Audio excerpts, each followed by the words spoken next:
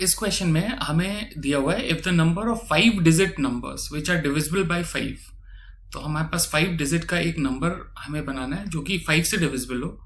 तो जाहिर सी बात है कि 5 से डिविजिबल वही होगा जिसमें 5 या तो लास्ट में आएगा और या तो आपके पास 0 आएगा। ओके, इतनी बात हमें समझ में आ जाती है। And each number containing digit 5, और हर एक नंबर में आपको 5 डिजिट होना चाहिए। The digits being all different and it is equal to k into factorial 4, then find the value of k। तो k की वैल्यू निकालनी है।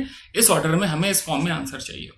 तो हम केस 1 मान लेते हैं जहां पर आपके पास 5 जो है वो हमारा यूनिट डिजिट के ऊपर आ रहा है, बिकॉज तभी वो 5 से डिविजिबल होगा। और केस 2 हम मान लेंगे जहां पर हमारे पास लास्ट वाले डिजिट में 0 आ रहा है। ठीक है, तो ये भी फिक्स हो जाएगा हमारा। ये फिक्स डिजिट है जहां पे 0 फर्स्ट प्लेस में आ रहा है, लास्ट प्लेस में आ रहा है, और हमें इसका आंसर निकालना है। ठीक है, तो केस 1 के ऊपर हम काम करते हैं। तो 1 2 3 4 और 5, और 5 फिक्स है, इस वाली जगह पे 5 आ रहा है। हमारे पास डिजिट्स कितने हैं?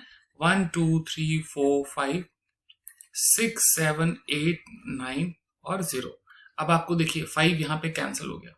ठीक है, 5 अब हम दोबारा से नहीं ले सकते बिकॉज हम डिजिट्स को रिपीट नहीं कर सकते हैं। और फर्स्ट वाली पोजीशन, अब सारे डिजिट्स भी डिफरेंट होने चाहिए। फर्स्ट वाली पोजीशन पे 0 नहीं आ सकता है, इसलिए फर्स्ट वाली पोजीशंस के लिए 8 ऑप्शन अवेलेबल है ना। 0 भी नहीं आ सकता, 5 भी नहीं आ सकता, तो 8 ऑप्शन अवेलेबल है। अब इसमें से अगर आप जब कोई फिल कर देंगे तो सेकंड वाली पोजीशन पे 0 आ सकता है, इसलिए वहां पर भी 8 ऑप्शन, फिर 7 ऑप्शन और फिर 6 ऑप्शन अवेलेबल है। सो यहां पर कितना हो जाएगा? 8 इंटू 8 इंटू 7 इंटू 6, जिसको हम री राइट कर सकते हैं 7 इंटू 8 इंटू 2 इंटू 4। 8 को हमने ब्रेक कर दिया 2 into 4 into 6, since we can write this in form of 16, 7 two जा 14 इंटू 8 और 6 4 जा 24, which can be further written as this 24 can be further written as 14 into 18 is 112, whereas factorial 4 is same as 24. So this is factorial 4.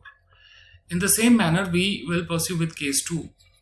Case 2 में हमें क्या करना है? 1 2 3 4 5, यहाँ पे 0 हमने फिक्स कर दिया। अब हमारे पास यहाँ पर 4 नंबर्स बचे हैं, जहां पर कहीं ना कहीं तो 5 लेके हमें आना ही है। 5 डिजिट कहीं ना कहीं होगा, तो 5 को हम पहले से ही चूज कर लेते हैं यहाँ से। तो 5 अगर हमने पहले से ही चूज किया है, तो हम चूज कर रहे हैं, अभी अरेंज नहीं कर रहे हैं, तो बाकी के कितने डिजिट्स बचे? 0 बिकॉज हम ले नहीं सकते, तो बाकी के डिजिट बचे 9 में से हमने 5 को पहले सेलेक्ट किया हुआ है, तो 8। तो हमें 8 में से 3 डिजिट्स चाहिए यहाँ पर। ठीक है, 8C3 हमारा सिलेक्शन हो जाएगा, और जो टोटल डिजिट्स यहाँ पे यहाँ से यहाँ तक के जो 4 डिजिट्स आएंगे उनको हम लोग फैक्टोरियल 4 तरीकों से मेजर अरेंज कर सकते हैं। तो हम पास यहाँ पर हो जाएगा 8C3 into factorial 4. So 8C3 can be calculated as factorial 8 upon factorial 3. Factorial 8 minus 3 is 5 into factorial 4. So this can be further solved as 8 into 7 into 6 into factorial 5 upon factorial 3 is 6 into factorial 5. This gets cancelled and 6 gets cancelled. So 7 56, 7 8 is 56 into factorial 4. So the answer will be case 1 plus case 2. So which is equal to 112 into factorial 4 plus 56 into factorial 4, which is equal to 8, which is equal to 6, which is equal to 1 into factorial 4. So the value of k will be 168, and this is our answer. Thank you.